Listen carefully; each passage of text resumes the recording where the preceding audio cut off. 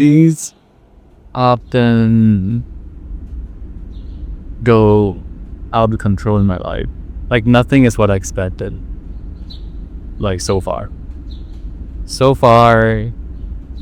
everything disappointed me. So, I ran 1,000,000 miles in America to bring you those cosmetics that you didn't need or nobody wanted to give me a chance. That's so Birdman. I forgot to ask God, and I didn't want to ask Lucifer, and I pleaded with God. I did it for the next fella. I did it for everybody who said that I couldn't do it. I was the worst tractor trailer driver out there. They gave me every run the white boys wouldn't. In retrospect, you have to be careful what you ask God. You just might give it. Like I feel like if this is a trial, God overestimated me. I set up for a great life, not this. Wisconsin's white supremacists. We are the prosperity for America's. We never say the N-word. We never say anything. Oh, we never. That was supposed to be funny. A big stereotype that military guys that they all like to shoot guns all the time. I always imagined that there would be this sense of euphoria that would come over me. I'd say a big chunk of the disappointment was not being very good, not being very accurate with it. One could argue like, oh, why didn't you spend time to train with it? But see, that's the other thing. It's like, well, it just wasn't that interesting. I am a man of God, and a big part of that is repentance, and it's endless struggle with, like, hey, let's hit super high all the time. Let's make really dumb decisions. Like, sleep around. I'm about to plug this hole up. Hold on, says excuse me. But I'm about to plug that hole up. I gotta get out of there. You don't mind me plugging that hole up, dude. You know, the ideals that we have, or like the things that we know and feel deeply and truly,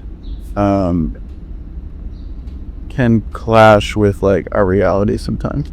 If we're so attached to that knowledge, we might be missing the messages that are coming to us on the ground. I was a really magical kid. I always thought that I was in tune with like the wind. I'm always like kind of scattered, super loyal. Is the wind loyal? Oh, that's a good question. It felt loyal to me. I met this guy in the skate park like 3 years ago, and he got me into like chanting, and that has completely changed my life. The first like 20 so years of my life, I was not like living any of my own truth, really. So as a kid, there was a willow tree across our street, and I would like talk to it, and I was like, oh my god, like that's like grandma or whatever. And I just would imagine like controlling the wind and like the way that the leaves moved. It just like, I was abused as a kid, and it wasn't until I was 22 that I had to like actually like put that into the world. So chanting, it's the practice of like really using your voice and getting comfortable with your voice to say like, hey, this ain't for me, like the sacred no. And then when I was a little bit older, there was like a big storm and a lightning bolt struck the tree and it split in half. And I mourned this tree. When you say no to something, like when you cut away from something, you're saying yes to something else. There's the Latin decader, means to cut off, to cut away. That's the root of decide. Like the city isn't gonna make decisions for you ultimately.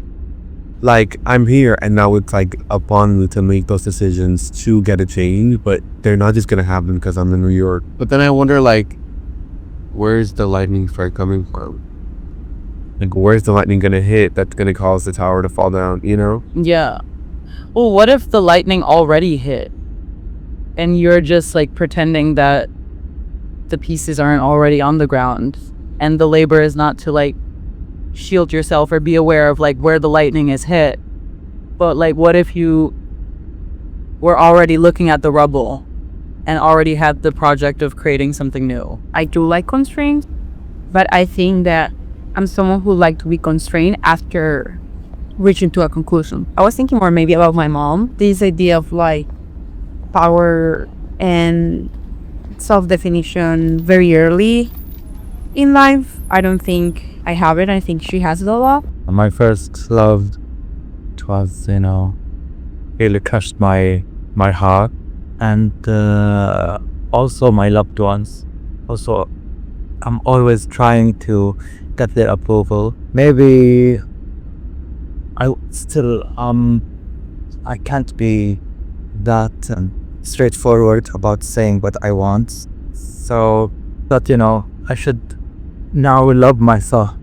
She had already escaped her house like multiple times. She had me very young, and she came from a family that was very like, they provided everything. They paid for her studies. They took care of her in so many ways, and my mom was like against all these systems in many ways. In my own perspective, I'm still coming to peace with those rules. We are becoming more complex and complex, and I think it's the miscommunication, misunderstanding that affecting our lead to the disappointment. For a long time, I used to believe myself, especially younger, that my mom was kind of like the sun and I was the moon.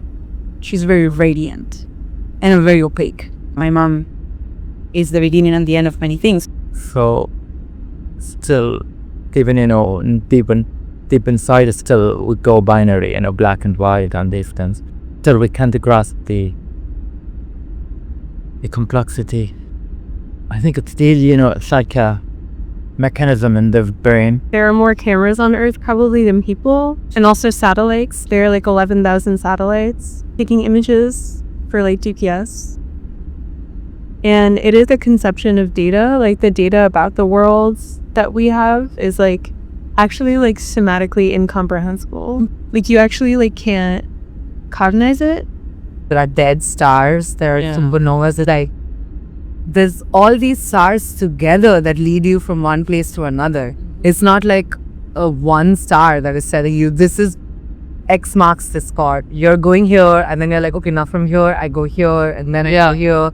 I have to connect the dots. It also brings into question like what is it data about the world that is real, or is it the experience of the world that is real? And I feel like there is so much faith we have to have in our peers and also in the people we want to be talking to, whether that is peers, whether that is audience, whether that is mentors, family, friends, that is so much we have to have faith in, because if we don't have any faith in that, and if you feel isolated from that even for a second, you feel like you're falling like so fast, like straight into the ground. And I think it's interesting because there are so many efforts to like extend human perception, right? Which is what all these tools do.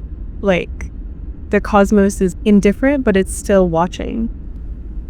I mean, even this thought of the single star in the constellation, like the stars themselves are so far away from each other. There's no physical connection between them, no discernible connection. Yeah. Like the only thing that creates a connection between them is the fact that we are looking.